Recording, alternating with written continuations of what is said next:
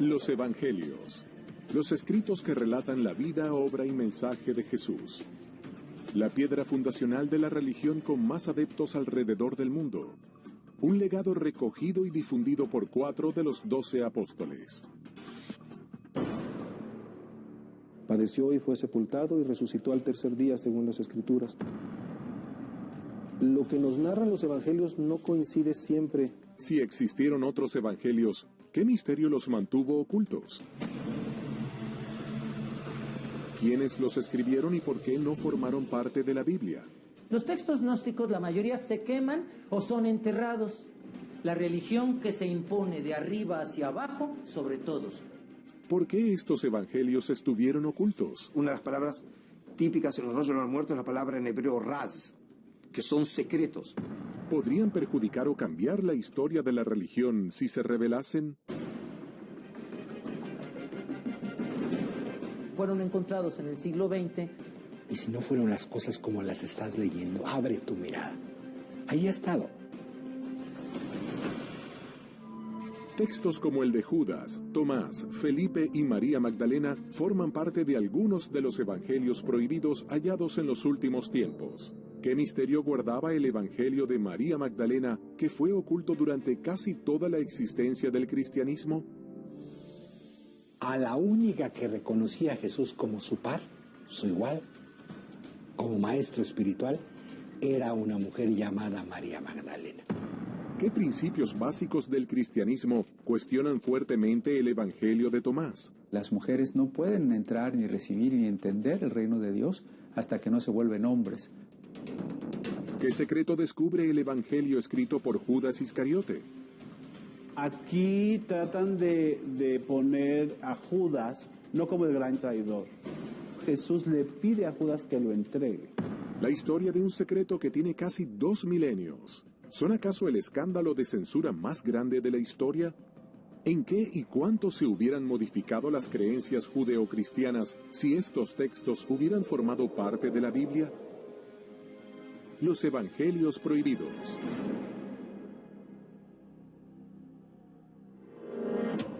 La Biblia contiene 1189 capítulos, 31.102 versículos, 773.693 palabras y unas 3.566.480 letras. No admite ni una más ni una menos. Evangelio significa buena noticia, un anuncio que tiene un contenido positivo. Eso significa evangelio. La palabra canon en griego significa regla. O sea, es un texto que es reglado en el que reconocemos que la Iglesia identifica en él una determinada realidad. Es una regla, es una legislación, es un reconocimiento de la validez de esos textos. Los 4 evangelios canónicos son Mateo, Marcos, Lucas y Juan. La pregunta es, ¿hasta dónde estos materiales tienen realmente una base histórica? ¿Que realmente tengan como origen el Jesús histórico? ¿Cuáles fueron los textos que quedaron excluidos del libro sagrado? Tenemos el Evangelio de Felipe, tenemos el Evangelio de Judas, tenemos materiales referentes a María Magdalena. ¿De qué época datan estos textos y a qué se lo denomina como Evangelio apócrifo? Los evangelios apócrifos tienen en común que datan de una época tardía, es decir, de entre el siglo II y el siglo V después de Cristo, cuando ya ninguno de los apóstoles vivía, ni tampoco de sus primeros discípulos. La mayoría de los evangelios apócrifos son de procedencia gnóstica y reflejan una postura totalmente antijudía, en razón de que el judaísmo postula un Dios creador de un mundo material y el gnosticismo postula un mundo material malvado y un Dios que está interesado solamente en el mundo espiritual. Entonces, algo que es común a todos los apócrifos es un Jesús que es como un holograma, es una proyección aparente, pero nunca es realmente humano. En el gnosticismo cristiano, que de alguna manera recuerda mucho el descubrimiento de los rollos, y en este caso reflejan lo que llamamos una literatura que se originó en el gnosticismo cristiano, que para esos años ya es considerado por el mainstream, por la corriente central del cristianismo como una herejía. Y por eso, en este caso, los libros que habían disfrutado de prestigio dentro de estos círculos fueron escondidos y no destruidos. Y con eso nos permitió recuperar no solamente una literatura perdida, sino una literatura que en algunos casos tenía también raíces judías. De ahí que los evangelios apócrifos, en primer lugar, no sean evangelios, porque no se identifican con los evangelios del primer siglo en cuanto a dar una buena noticia de que el Mesías ha llegado, muerto y resucitado, sino que, por lo general, son de un carácter docetista. Es una palabra que deriva del griego docere, que quiere decir apariencia. Para los gnósticos cristianos de los evangelios apócrifos, Jesús aparecía como humano, pero no era verdaderamente humano, porque siendo un espíritu muy elevado no podría realmente haberse rebajado a convertirse en materia. Una vez que el cristianismo se volvió religión oficial del imperio y que los obispos cristianos declararon heréticos ciertos textos y penalizaron su posesión, se desató un proceso de persecución muy intenso contra todos los evangelistas gnósticos, contra todos los gnósticos valentinianos, y la posesión de textos evangélicos fue considerado delito grave. ¿Fueron silenciados los evangelios por una lucha de poder en el seno del cristianismo? En 1947, unos pastores beduinos encontraron cerca de 800 fragmentos de manuscritos del Mar Muerto que datan de unos 2000 años en unas cuevas en el desierto de Judea. ¿Qué misteriosos secretos develan los rollos encontrados? Los rollos del Mar Muerto son manuscritos judíos antiguos, hallados entre 1946, 47 y 1956, y son documentos, la mayoría de ellos escritos en cuero de animal y una minoría, un 20% en papiro, la mayoría escritos en hebreo y hay también una minoría en arameo y en griego. En los primeros siglos del cristianismo se desarrolló un silencioso combate. Los gnósticos, que deseaban una relación directa con Dios y que tenían sus propios evangelios, se enfrentaron con una creciente jerarquía de cristianos ortodoxos que solo aceptaban 4 evangelios. Los gnósticos fueron vencidos, pero el descubrimiento de sus evangelios podría darles la palabra nuevamente. Una de las miradas más revolucionarias parece haber sido la de Tomás.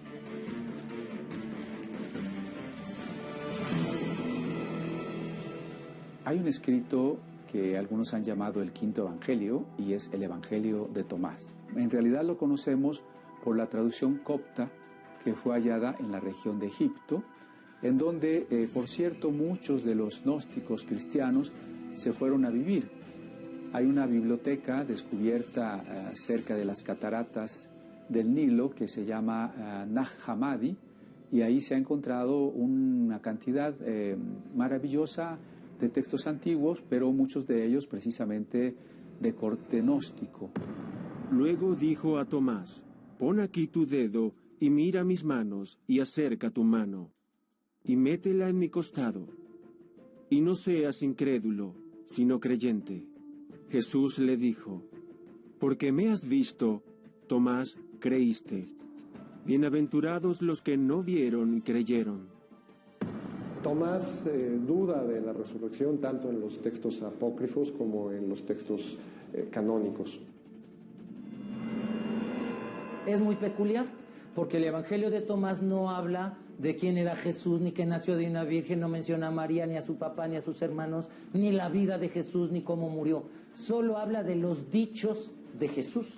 Es una colección de 117 dichos de Jesús. La gran parte de los dichos de Jesús no aparecen en ninguna otra parte del Nuevo Testamento. Y habla de un Jesús muy místico, muy espiritual, donde el reino de los cielos está dentro de cada persona.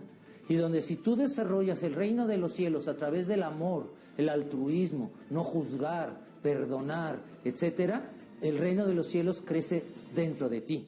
El reino está dentro de vosotros y fuera de vosotros. Cuando lleguéis a conoceros a vosotros mismos, entonces seréis conocidos y caeréis en la cuenta de que sois hijos del Padre viviente. Hay quienes dicen que si se hubiera dejado dentro de la Biblia, sería un contraargumento del cristianismo institucionalizado, que, por ejemplo, un texto de Lucas donde Jesús dice, el reino de los cielos está, y en griego pusieron mesos ustedes. Mesos puede ser traducido dentro o entre.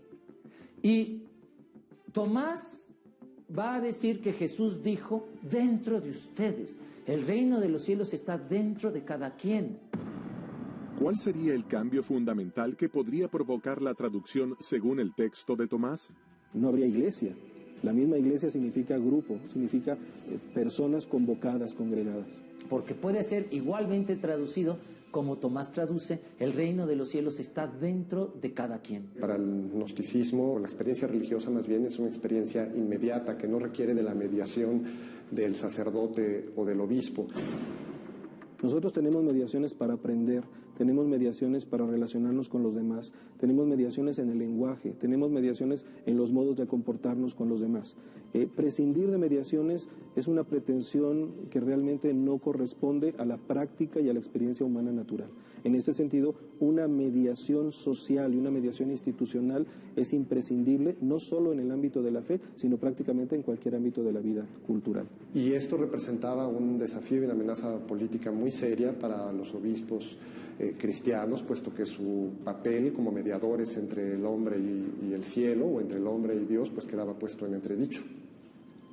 La salvación a través del conocimiento interior es uno de los principios gnósticos. Dijo Jesús, el que busca no debe dejar de buscar hasta tanto que encuentre, y cuando encuentre se estremecerá, y tras su estremecimiento se llenará de admiración y reinará sobre el universo. Pero además el Evangelio de Tomás predica otro modo de relacionarse con Dios y con la muerte.